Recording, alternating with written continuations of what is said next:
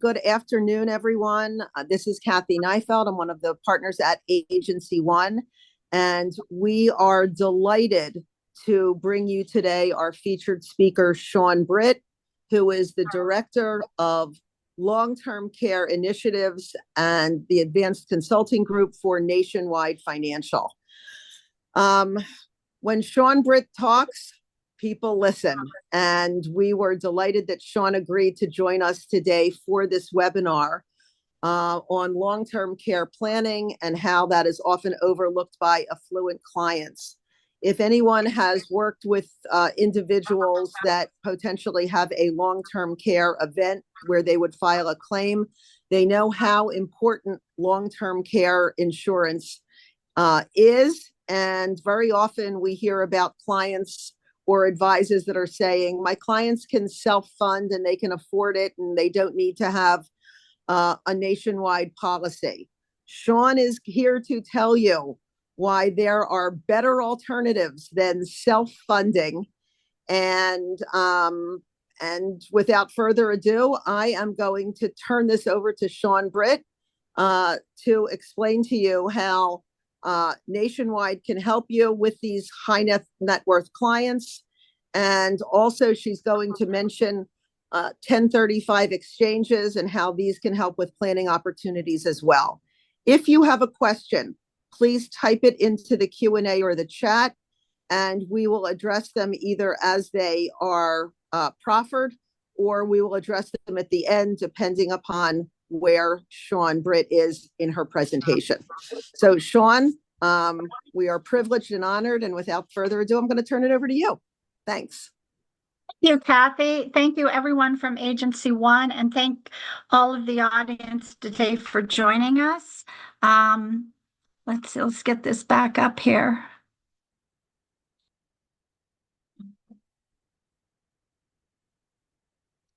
I can't see my presentation, Kathy. I'm just seeing your name blocked out.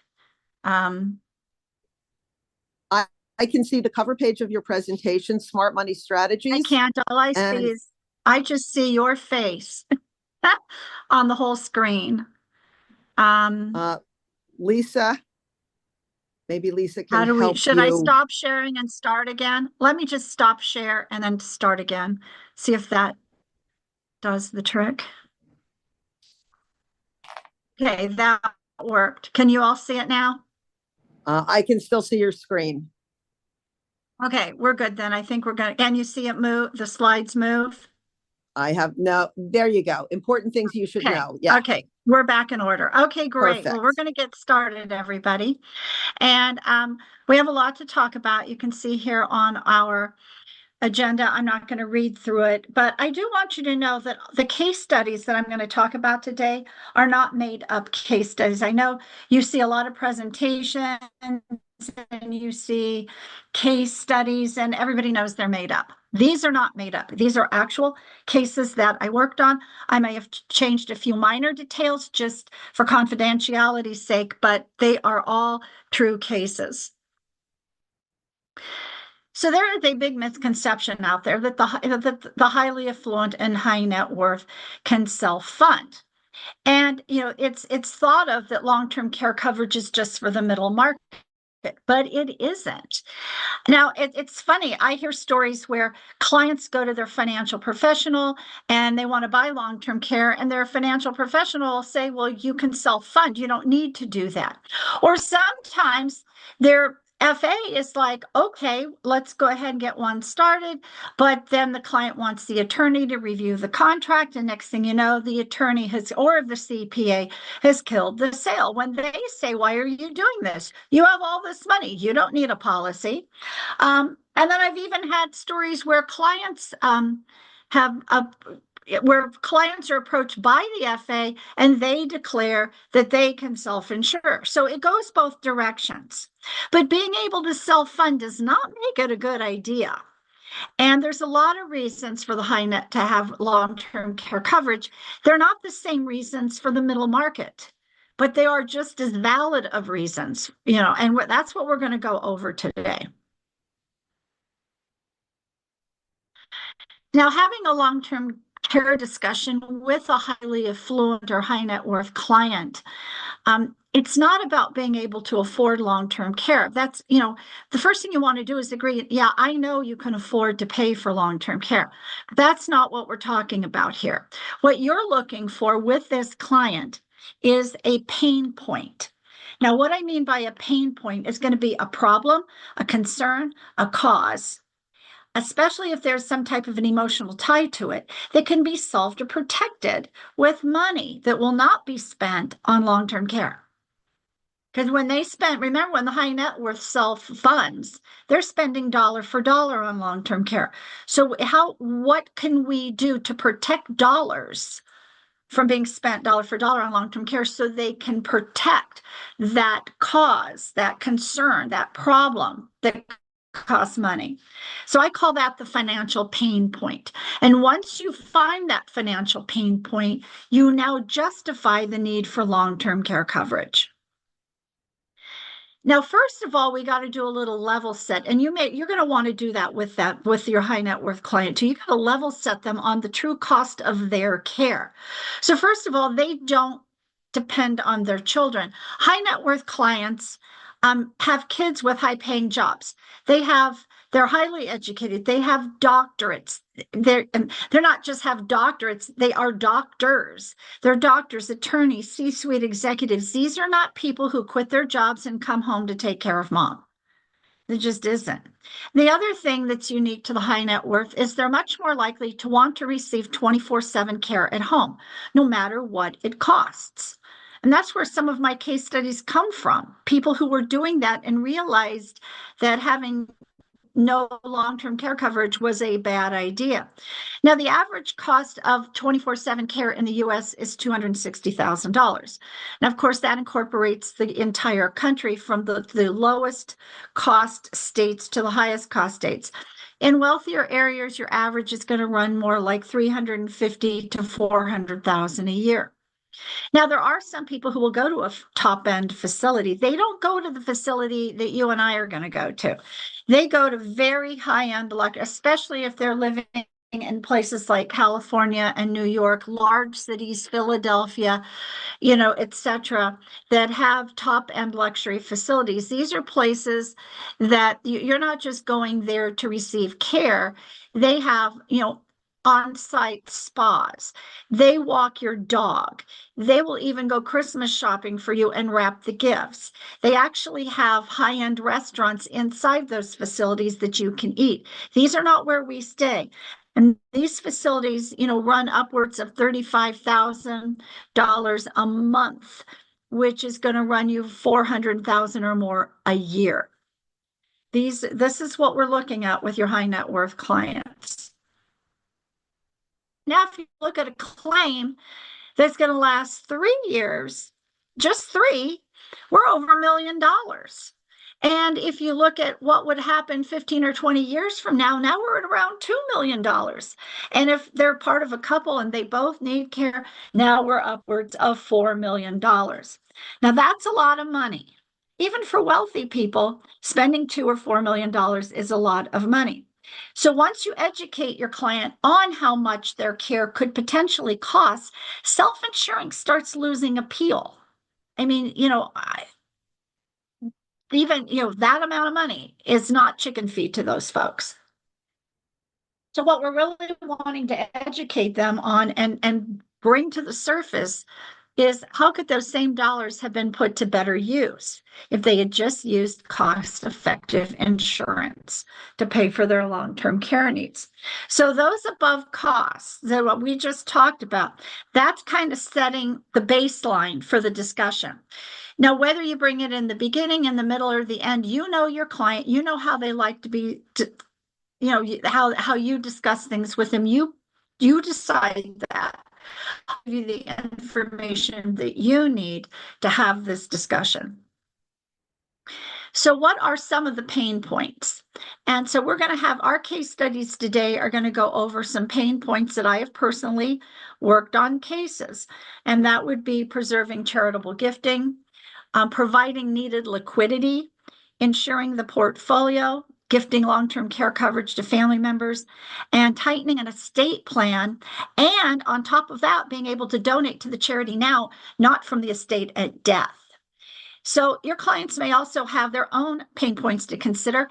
And quite frankly, if you have a case that comes up that's not on this list, I want to hear about it when you place it. Hopefully you'll you'll work through agency one, who will work through nationwide, and I'll hear about it. But I want to hear all these stories, because the more stories I have, the more credence it gives to this topic. So I'm going to start with someone who wanted to preserve charitable gifting. And again, I swear all of my case stories are true. So this client was worth over $50 million. Her father was also quite wealthy, and he had brought up long-term care with his advisor, who was told he could self-fund. And of course, at his worth, it made sense. So that's what he did. Right now, they are spending over $30,000 a month on 24/7 care for dad. So they've spent over $1 million in just 3 years. And recently, the father and his daughter were talking about how much money they've wasted. That if he had just bought the policy he wanted to buy in the first place, how much more money they would have to give to their charities. They're very charitably inclined. So the daughter called her financial advisor and said, I want to buy a policy and I want the maximum coverage you can buy. And that's what she bought from us, the maximum coverage. Now, that sounds great, but how to position such a story? Well, I'm going to help you with that. So I call it make a list and check it twice. So for those charitably inclined clients, ask your client to list the people or charities or causes they intend to leave money to. So for example, it could be the spouse, could be the children or grandchildren, could be the local children's hospital or some type of medical research, could be the art museum, could be a veteran support organization, public television, homeless shelter. You get the idea. Now ask them. What you want to do is have them make out this list. Then have them hand it to you. Read it over. Oh yeah, these are great. Now you ask them, which ones do I cross off the list because you spent that money on long-term care? And just wait, see what they say. Just pause. Because they're going to be kind of like, what? And they may even not understand the question. I'm like, no, you don't want, you say you can self-fund long-term care, and I know you can afford it, but that means some of these people will not get some of your money because it was all spent dollar for dollar on long-term care. We can fix that. We can fix that by dedicating a small amount of money now to a long-term care policy that'll pay for your long-term care so your assets can go to the people on this list. Now they get it. It's not about being able to afford to self-fund. It's about that self-funding is not a good idea. Now, second case, and again, true story. We had a real estate developer worth hundreds of millions of dollars, but he wasn't always very liquid. And he happened to be talking to his financial advisor one day, and he brought it up because I'm a little worried about if my wife or I need long-term care, or God forbid both of us need it, and I'm in a very illiquid state. And he's like, I don't want to have to sell things on a fire sale because I need cash. What, do you have any suggestions? And so they ended up buying our Care Matters Together policy. It's cash benefits, no restrictions, so he could pay for alternative care. And remember, your high net worth client generally these are people who want more control. And with a cash indemnity policy, you're going to be able to maintain control of your care, including alternative care services, because cash indemnity policies like Nationwide do not require you to get permission from the company. It is truly cash. So now he has no worries about liquidity. He bought the maximum allowed. It was a single premium of $600,000, so nice commission there. And the client received, again, the maximum benefit that he could purchase. He put inflation on it. So it's going to be a bundle of money. And he literally walked out of the advisor's office and said, I just bought a bucket of cash. He was beyond excited. So again, this is so you wouldn't think of someone worth hundreds of $1 millions buying long-term care insurance. But for him, it made sense because he didn't want to have to worry about liquidity. Now, this is one I've talked about before. I do a lot of this. It works very, very well. You're going to have that. This is more for your affluent client, not necessarily. It could be for your high net worth client as well, but for affluent clients, they think they're immune to long-term care. They go to the best gym, they have personal trainers, they eat organic food, the best medical care, and so on and so forth. And so they're like, I'm so healthy, I'll never need long-term care. Well, in reality, sick people pass quickly, healthy people linger. And my parents were the ideal. I mean, they were the perfect example of this. My dad had emphysema, diabetes. He made it to 87. If he hadn't had those things, he would have lived to 99 like his sister.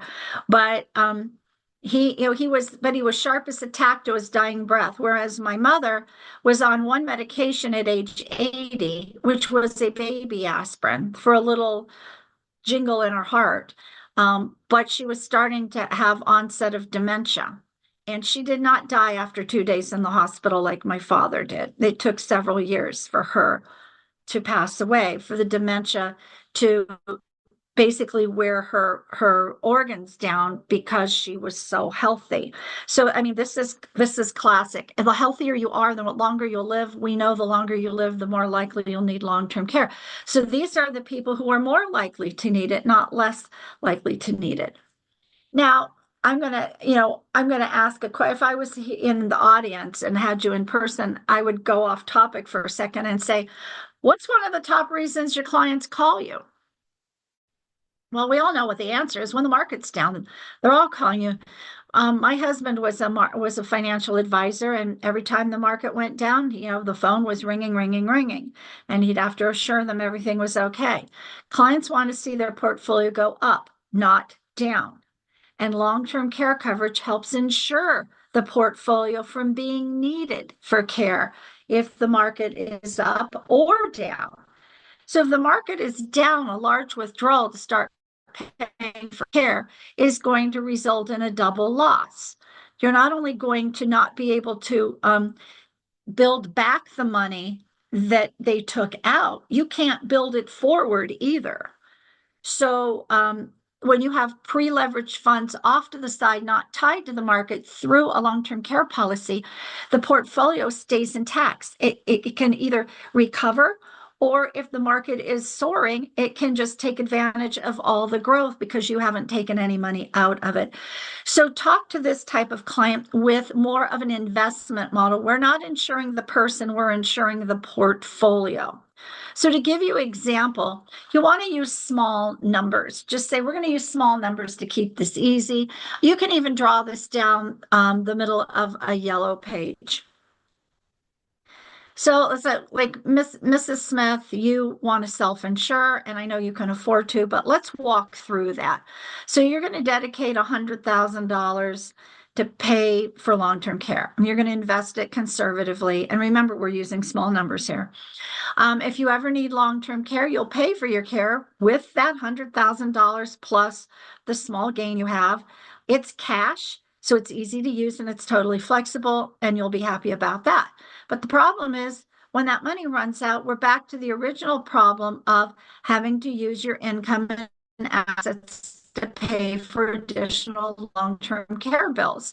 And the market may not be in a good place to use your assets. So what I would like to propose to you, instead of self-insuring, that you self-assure. We're going to take the same $100,000, but we're going to pre-leverage it into $540,000 of coverage. Now, keep in mind, I did not do inflation on this because adding inflation to this graph, there's no room. So I'm just keeping it no inflation, but you'll get the idea. Now, if you ever need long-term care, your policy is going to pay you benefits in cash easy to use and flexible, just like your plan. And the first $100,000 they pay you is going to come from the $100,000 you put into the policy. So would you agree you just self-funded it? And well, yeah, I guess I did. But here's the difference. If you still need care, you now have a stop loss. No more of your money is being spent. It's the insurance company's money up to the next $440,000. That's coming from the insurance company, not your portfolio. Now, the good news is if you never need care, there's a $180,000 death benefit. If you do need care, you're going to have a monthly benefit that's paid to you in cash. And even if you use the entire policy up, there's a guaranteed minimum death benefit of $36,000. So we haven't just bought $540,000 of coverage. We've potentially, if you were to go through the whole policy, purchased $586,000 with your $100,000. You're not going to probably be able to do that with your own money. Now, if you all had an illustration run and threw the inflation into that and just show them what they would have at age 80, this example is even more impressive. The point is keep it about ensuring the portfolio and creating a stop loss. You want to use investment language. That way they're more likely to want to do this when you're protecting their portfolio, not the body, the person they think won't need care. Now, our next case study, we're going to talk about purchasing long-term care for the family. And I'm going to it's a couple of case studies that we're going to have in this one. But you may have a client who's going to be responsible for their family members' care. It's also a great gift if you have people who have lifetime exclusion money that they haven't used up. It's a good idea to give to family members to preserve generational wealth. So I'm going to give you a couple of ideas using that. So if a single premium, you would use your lifetime gift exclusion, and annual gifting for multi-premiums would work out as well. Now, the 2025 annual gifting limit is $19,000 a person. Now, my former colleague who retired, and God rest his soul, he's now in the financial planning discussions up in the sky. He was a former IRS auditor, and he told our department he never ran a case using the full annual gifting limit. And the reason he didn't is because he was an IRS auditor, and he would always ask someone, okay, so you bought this policy, but what did you give him for Christmas? What did you give him for your birthday? Remember the $19,000 annual gift, it's supposed to be for everything you might give them, including birthday and Christmas gifts. So he always suggested that you reduce it by $1,000 or $2,000 just in case you get audited. So that's what I am going to do in these cases. I am not going to show $19,000 a premium. I'm going to show $17,000. Now, remember, each person can give each person the annual gifting amount. So if both parents are alive, they could double gift and give their daughter an even bigger policy. Or if the adult child is married, they could double gift, one from the child, one from the child's husband, to create a bigger policy for parents.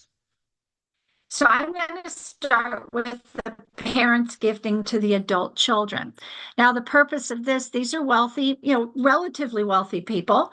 They may be in the highly affluent category.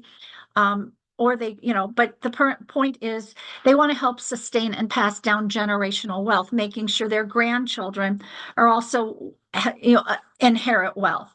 So one way to do that is to make sure their children are not eating up their wealth with long-term care expenses. So there's more money to leave to the grandkids. And we're going to use $17,000 of the $19,000 exclusion and pay premium for 10 years. Now, keep in mind, I'm going to show you Care Matters and the long-term care rider. Long-term care insurance is more expensive for females.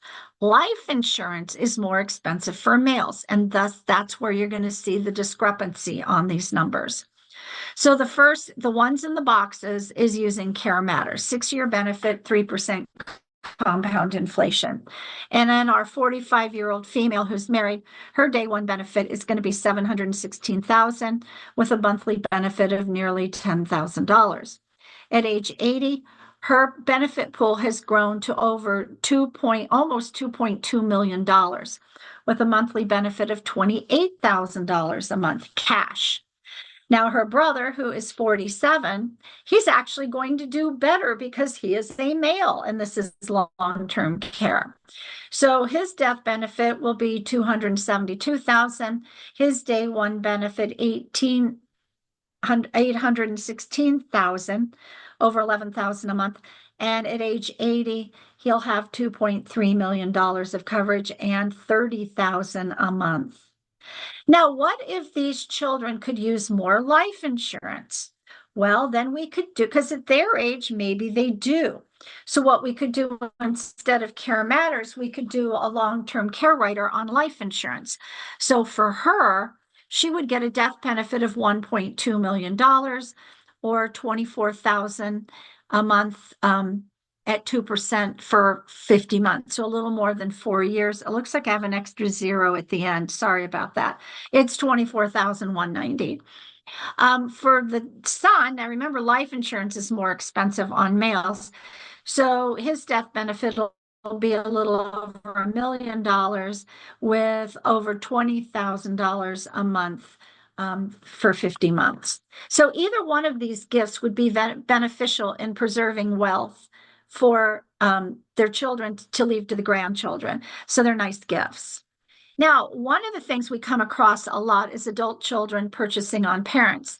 I do a lot of these cases where the kids grew up in modest means, but did well in life. They worked their way through college. Their mom may have even worked 2 jobs to help them get through medical school. I hear all sorts of stories. But now the parents do not want these clients do not want their parents to end up in Medicaid facilities or facilities that just aren't as nice. They want their parents to stay in the best places. So they want to buy Care Matters on their parents. So I'm going to show you 2 ways to do it. And in this case, we're showing parents who are age 68 and 70. Remember, for Care Matters Together, our limit is age 70. So we're going to use Care Matters Together on this case, and they're both non-tobacco, and they're preferred. Again, I'm not showing, this time I'm not showing inflation because sometimes at the older ages, it doesn't make sense. You have to get to 80 before you break even, and that gets a little dicey. So my first example is, what if we used a single premium? So the adult child uses $500,000 of their lifetime exclusion, and the benefit pool will be over $1.7 million. The LTC benefit is $18,000 a month each person. There's 96 payments to share. They can both be on claim at the same time. And if the policy isn't used, there's $648,000 of death benefit. So this looks really nice. Now there's another option. You could pay $50,000 a year for 10 years. You would still, now in this case, you could, if a husband and wife are adult children, husband and wife are gifting to the parents. Remember, we could do $17,000 a year from the daughter and her husband to mom, and $17,000 a year from the daughter and the husband to dad. And we've covered our $50,000 premium by using the annual gifting exclusion. So we don't even have to use our lifetime exclusion for this. Now, we don't get quite as much money for it, but there's another kicker I'm going to bring up in a second. So we're going to start out with less. We're going to have a little under $1.4 million, and the LTC benefit will be $14,400 and change a month. Again, 96 payments to share, both can be claimed at the same time, and the death benefit is not quite as attractive. However, and here's the thing you might want to consider. We have waiver of premium on this policy, full waiver of premium on Care Matters Together. So if just one person goes on claim, the premium is permanently waived. So let's say that dad goes on claim after 5 years and he survives 3 years. So year 6, 7, and 8 of the 10-year mode does not have to be paid. It is waived and paid by Nationwide. Dad passes away, then only 9 and 10 have to be paid. So they just got a 30% discount. Instead of paying $500,000 for this, they paid $350,000 for the policy. So I guess while you don't get quite as much for it, one, you don't have to use your lifetime exclusion to pay for it, and assuming you have the right number of people to work with. And two, if someone needs care sooner than later, you may get a discount by some waiver of premium. Now, with the high net worth, we also have another problem. This is one of the best reasons for the high net worth, and I do a lot of these cases. I have more cases I can talk about with this. So when you have someone who wants to self-fund, they create a weak link in the estate plan. They set aside $1 million to pay for long-term care. They leave it in the estate so they can get to it easily.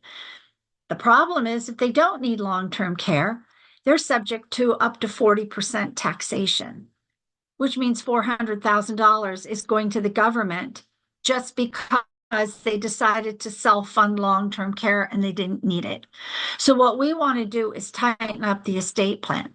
And when you talk to someone who has that pain point of wanting to donate to charity, then you've got kind of a double opening to your conversation, which would be, Mr. and Mrs. Smith, I know that you feel you can self-fund for long-term care, and I agree you can. There's just one problem.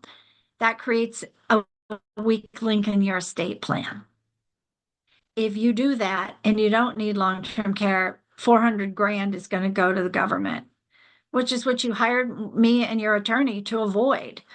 Another thing is, you love to donate money to charity. What if you could donate more money now? So let me talk to you about this solution. So what we're going to do is we are going to use, again, in this case, we are going to use an indemnity policy. Whether you use life insurance with the long-term care rider or Care Matters would depend on whether they've done any other estate planning. If they've done none, you might want to go with the LTC rider on life insurance. If they've done some, Care Matters. Either way, it'll work out. Our legal department believes that you really need to use an indemnity policy to make this work and not create incidents of ownership. And the way you do that is that you're going to use collateralized arm's length loans to borrow the money. Remember, you can't just take the money from the trust. The whole point was you got the money out of the estate. It's not yours anymore. And the trustee can't just give it to you, but they can loan it to you. That is allowed, but as long as you treat the trust like a bank, meaning you pledge collateral, you charge interest, and the loan is fully repaid. Just a side note, if the interest is only taxable if repaid after death. Even if that happens, it's still a win-win solution. Now, what are we going to do? We're going to pay for the policy with a fraction of $1 million and then donate the rest today and file for a tax deduction. And now the $1 million is out of the estate and no longer subject to estate taxes. So let's look at a case that I worked on. So in this case, we had a 60-year-old male, non-tobacco and married. And he buys Care Matters using $200,000, single premium, 3% compound inflation, 6-year benefit. On day one, his $920,000, he had a $920,000 benefit pool. So he almost replaced the $1 million. And he starts out at $12,800 a month. At age 80 with the inflation, he has $1.8 million of coverage, over $23,000 a month. Now, if he doesn't need long-term care, there's a $306,000 tax-free death benefit paid to the ILET. And in addition, he's going to be able to donate $800,000 to his charity now. not having to, the charity doesn't have to wait for him to pass away and get money from the estate. He's going to give it personally while he's alive to the charity now and file for a tax deduction. And at a 37% tax bracket, that's worth $296,000. Now, if he wanted more coverage, he could increase it. He could pay $400,000 a premium and donate $600,000 today. But here's the result. He's pretty much replaced the $1 million he was going to set aside, and he's guaranteed a growth at 3%. And it's a tax deferred growth, by the way. It's not a taxable 3%, it's tax deferred. So in his tax bracket, we're talking more like, a 5% value. Now, the charity gets the donation of $800,000 now, not from the estate when he dies, 20 years from now, 30 years from now. He's removed the $1 million from his estate, so he doesn't have to worry about a $400,000 tax bill that his estate would have to pay. And he may get up to $296,000 in a tax refund, which helps recoup the cost of his policy. I mean, think about it. He pays $200,000 for the policy, but by doing all of this, he gets a $296,000 tax refund. So he's paid for the policy more. I mean, this is just this is how wealthy people get wealthy and stay wealthy. They do these leverages and donations, and this is how they do it. They just don't think about doing it with long-term care. This is what you want to show them. Now, one of the things I have come across, I've probably heard more family dissension stories than I ever want to hear. And they are not limited to the middle class. I hear just as many from affluent and high net worth families as I hear from the middle class. You also have to keep in mind high net worth clients are much less likely to receive care from their adult children, as we discussed before, because these are children who do not leave high paying jobs. But what will happen is one child, and if there's a daughter, it will probably be the daughter, is going to be the primary coordinator of their care and the billing. Now, it could be a son, because men like to do that too, but it's going to be one of the children will be in charge of coordinating care and billing, paying the bills. Now, the more kids you have in a family, the more chance you're going to have butting heads about how the money is spent. Sometimes I've seen cases where the kids would have gotten along just fine if it hadn't been for one or more of the spouses of these adult children causing the dissension. So why insurance? It's real simple. So now we'll just assume it's a daughter taking care of things, and she's got that brother on the other side of the country who is of no help, gives a lot of opinions, but quite frankly, she could do without them. If you have insurance, here's how the conversation will go. Brother calls his sister. How much money have you gone through paying for mom's care? Acting like he's worried that maybe she's not spending it as efficient as she can in case mom needs care for a long time. What he's really worried about is his inheritance. And all she has to say is, not to worry, insurance is paying for it. All of a sudden, dissension is over. Brother is satisfied he's not losing his inheritance, and his sister doesn't have to argue with her brother that mom deserves the best of care, and we're going to spend what we spend on it. End of story. So just having insurance gives you that buffer that helps the person who has to deal with all of the monetary billing and the coordinating care. It gives them a buffer from dealing with their other adult spouses who may not have the best intentions. So please remember, at Nationwide, we have a full suite of products. We've got Care Matters 2 for individuals. If you have clients in New York, we have a separate Care Matters for that. We have Care Matters Together, which is our joint life product for couples. We also have a long-term care rider on variable universal life, indexed universal life, and guaranteed universal life. And of course, our long-term care rider on survivorship, IUL, and VUL. All of our products at Nationwide are cash indemnity.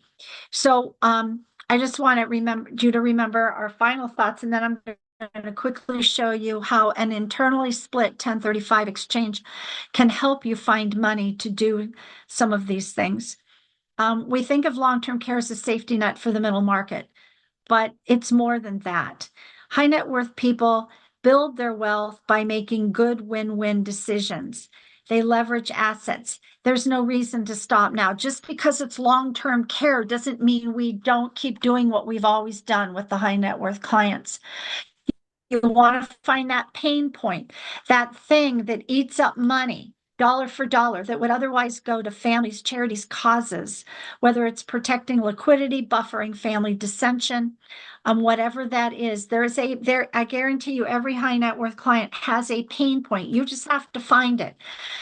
And we have products at Nationwide that can offer guaranteed premiums and benefits and protect the premium for loss. It's exactly what the high net worth have been doing, making win-win decisions. And so the bottom line is long-term care coverage is for high net worth clients. It's just for different reasons than the middle market. Hey, So yeah, Shawn, someone have a question? we've got a few questions before we jump over to the split 1035 exchanges. Sure. So the question was from Thurston, and thank you, Thurston. Isn't the LTC self-funding subject to the 40% estate tax only if the estate situation exceeds the applicable exclusion amount? Please clarify. Would you read that again, please? Isn't the LTC self-funding is subject to the 40% estate tax only if the estate situation exceeds the applicable exclusion amount? Not really sure what he's asking. Is he talking about benefits or paying for the policy? Thurston, you just want to jump on the line and Shawn, I think I can clarify, Shawn. This is Gonzalo here. I believe, and Thurston, please jump on and correct us if I'm wrong here, but he's talking about, you say the $1 million, if somebody sets aside $1 million for long-term care purposes, right? Self-funding, what the suggestion is that it would only be anything over the lifetime exemption amount. So you'd have to have an estate of more than 30 million, call it, right? So right. $1 million. That's why, no, that is correct. Yes. And that's why I say, if you notice on the site, up to $400,000.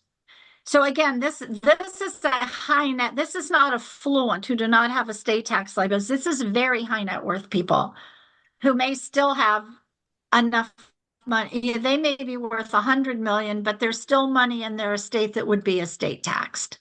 So yes, that is correct. Thurston, I see you're on the line now. Did we clarify that for you? Yes. Okay, great. Yes, that answers it. That's correct. When she said it was just subject to the 40%, I just needed clarification, but that answers it specifically. Up to. I should maybe move up to next to the 400,000 just so it's a little more clear, but yeah, you are correct. And that's why it says up to 400,000. Okay. Depending on how much is in their estate. Yeah, okay. Correct. Perfect. We've got another question, Shawn, before we jump to the second part, which is from Rich, and thank you for this. If the cash indemnity amount is well over the IRS per diem limit, are there any concerns? There's a myth out there that if you have an indemnity policy that you can only receive tax-free up to the per diem. That is not true. I have a paper on that, by the way. What I call them IRS guidelines. I do not call them per diem limits because what IRS guidelines say you may receive the greater of the HIPAA per diem in your year of claim or your actual LTC costs incurred. Now, if I go back up to these costs that people are spending, if they have, I don't know where I had it, but went too far. Anyway, these costs here, if these are legitimate costs for care, that would be tax-free. If you have a nurse coming to the house 24/7 and you're paying her 24/7 to care for you, then you are not subject to the HIPAA per diem. You're subject to the actual qualifying costs that you spent money on. That would be your high point. So a lot of these people can collect these larger LTC amounts and not pay tax as long as it's being spent on care. And for the high net worth, care costs a lot more money than the average person. I hope that answers the question. Rich, if that answered it, great. If not, you could either open your line or type in another question. But in the meantime, why don't we move over to the split 1035 exchange and planning opportunities? Okay, so let me. Can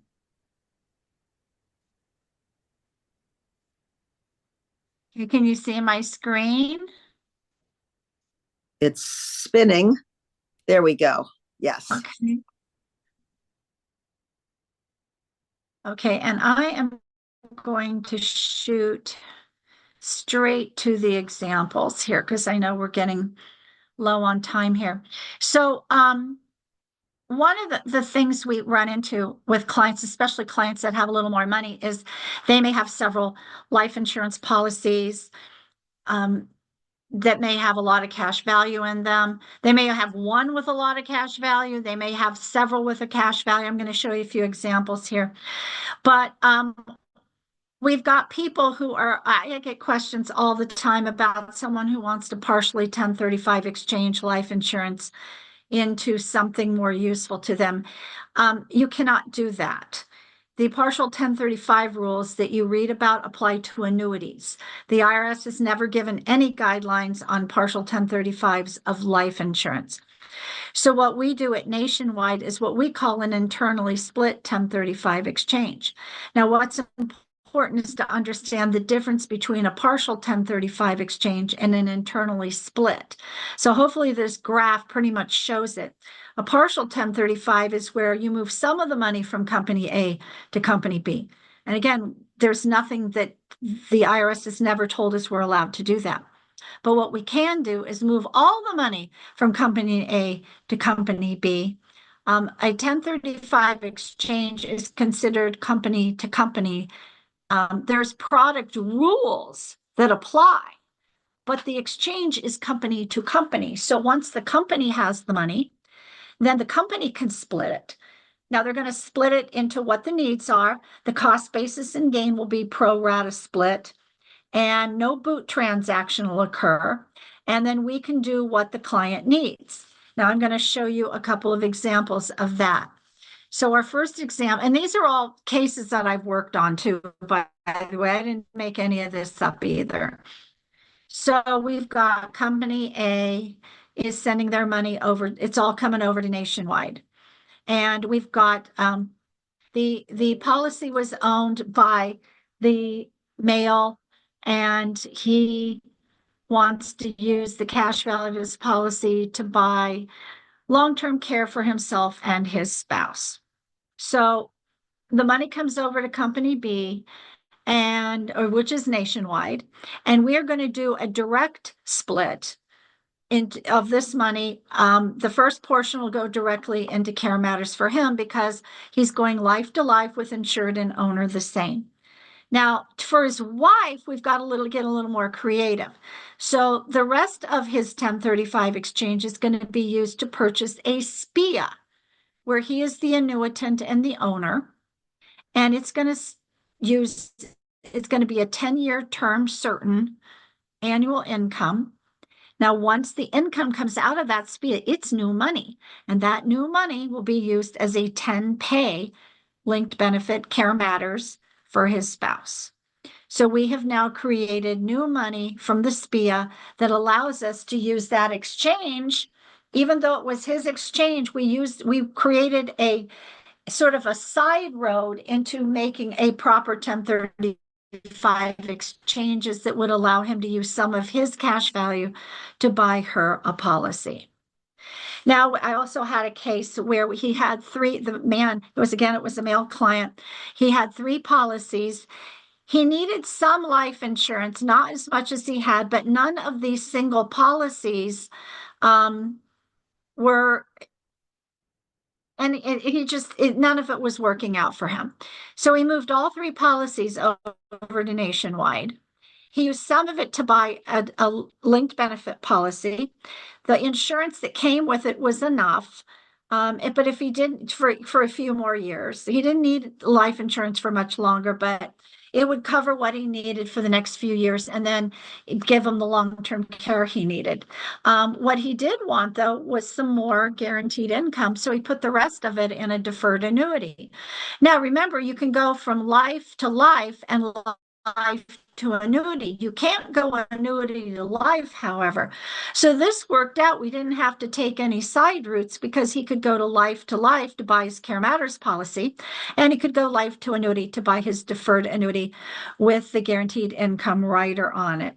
So again, we took those 3 insurance policies that weren't doing what he needed them to do and turned them into a small amount of insurance that he still needed for 10 more years with Care Matters, which would then become solely long-term care coverage for him, and then that deferred annuity for guaranteed income. So now I'm going to show you an actual case study so we can put some numbers on it. So we have Joe and Jane in their early 60s. Their home is paid off. Kids are out of college and out of the house, or out of the basement, as I like to say. Retirement planning is in good shape. We see a lot of these cases. The older people still had pensions. Younger people today may not, but some of our older clients still have some decent pensions, and they're finding some of this money that they thought they would need for retirement income, they don't. Their concern now is on potential long-term care needs, protecting their retirement portfolio and their legacy plans. Now, the male in this case, he wanted some long-term care coverage, but he kind of didn't believe in it. It was more like the advisor and the wife pushing him. So he wanted guarantees and premium protections, and he still wanted some life insurance in place. And he liked the idea of IUL with the extended no lapse guarantee and the LTC rider. And the reason he liked that is because he didn't really believe he was going to need long-term care, but he did see the value of the life insurance. And by adding the rider, it became a win-win. If he was right and he didn't need care, his beneficiaries, which would be his wife or kids, would get the money. And if he was wrong, he would get the money. So he was happy with that plan. He felt like it was a win-win solution. Now, his wife, she was more concerned truly with long-term care. She wanted a robust coverage. So we did a 6-year benefit, 3% compound. And again, he was happy because it was a guaranteed policy for her with everything and premium protection, at least if she didn't need it. So how are we going to pay for it? Well, Joe had a policy with cash value, a life insurance policy that had $200,000 of cash value and an $80,000 cost basis. And he wanted to use that to pay for all of this. The problem is 1035 exchanges with life insurance have to be like to like with policy owner and insured the same. So our solution was to do the internally split 1035 exchange. So this is how we did it. All the money was moved over to Nationwide. We used $90,000 to buy Joe his IUL with an LTC rider. And then we also used $110,000 to buy a SPIA with a 10-year certain payout. Then that annual income purchased Jane her Care Matters policy using a 10-year premium. We maintained all the like-to-like rules. Joe was able to use the $200,000 cash value in his policy instead of writing a check out of his bank account. And he was happy that he had the life insurance he wanted and a plan that was a win-win for him. And Jane was happy that she had a policy with more robust coverage. So that's pretty much how you do an internally split 1035 exchange. Do we have any questions on that?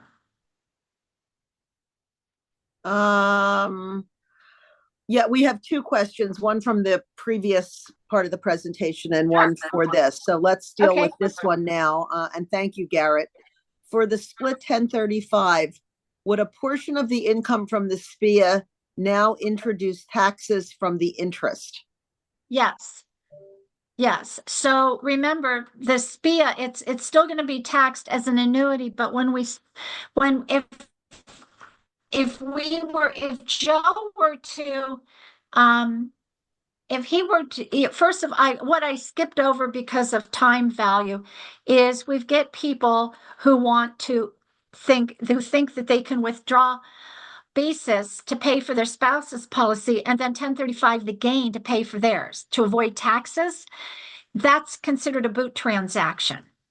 And the entire gain would be taxed as ordinary income in the year it took place.